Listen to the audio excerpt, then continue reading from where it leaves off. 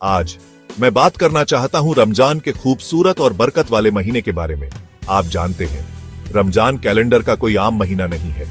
ये एक खास समय होता है जब हर लम्हा, हर दिन और हर रात खुदा की रहमतों से भरी होती है।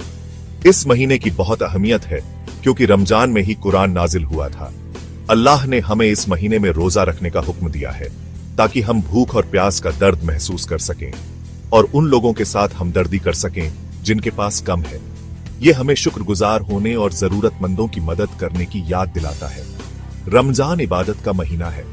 रोजा रखना कहूद एक इबादत है, इफ्तार रोजा खोलना इबादत है, और तरावीह की नमाज जो हम इफ्तार के बाद पढ़ाते हैं वो भी इबादत है। यहां तक कि सोना भी, सहरी, सुबह के खाने का इंतजार करते हुए एक इबादत है। इस मुबारक महीने में हम जो भी करते हैं वो अल्लाह की बड़ाई का अक्स होता है। कुरान में खास तौर पर रमजान की फजीलत का जिक्र है और बताया गया है कि ये बाकी सब महीनों से कितना ज्यादा बरकत वाला है। ऐसी ही एक बरकत है लैलतुल कद्र, शबे कद्र, जो 1000 महीनों से बेहतर है। रमजान में जन्नत के दरवाजे खोल दिए जाते हैं, जहन्नुम के दरवाजे बंद कर दिए जाते हैं और शैतानों को जंजीरों में बांध दिया जाता है। इससे हमें सिर्फ अपनी रूहानी तरक्की और तौबा पर ध्यान देने का मौका मिलता है। रमजान में सवाब बहुत ज्यादा मिलता है। रमजान में एक नेकी का सवाब फर्ज के बराबर होता है और एक फर्ज का सवाब 70 गुना ज्यादा मिलता है।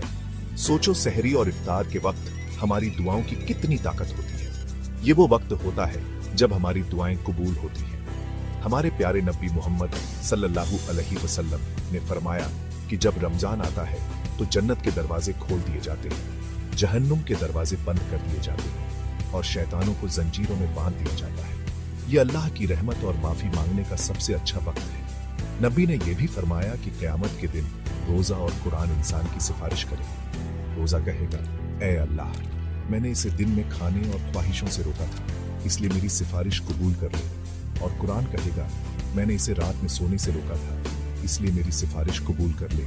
सुभान अल्लाह, दोनों सिफारिशें कबूल हो जाएंगी। इस पाक महीने में आओ इन बरकतों का पूरा फायदा उठाओ, नेक काम करो, माफी मांगो और सच्ची तौबा करो। सिर्फ इस महीने के लिए नहीं बल्कि अपनी पूरी जिंदगी के लिए गुनाहों से दूर रहने और नेक रास्ते पर चलने का इरादा करो। अल्लाह हमारे रोजे, हमारी नमाजें कबूल करे और हम सबको रमजान की बेशुमार बरकतें अता फरमाए। देखने के लिए शुक्रिया। लाइक, शेयर और सब्सक्राइब करना मत भूलिए और भी अच्छी वीडियोस देखने के लिए। अस्सलाम।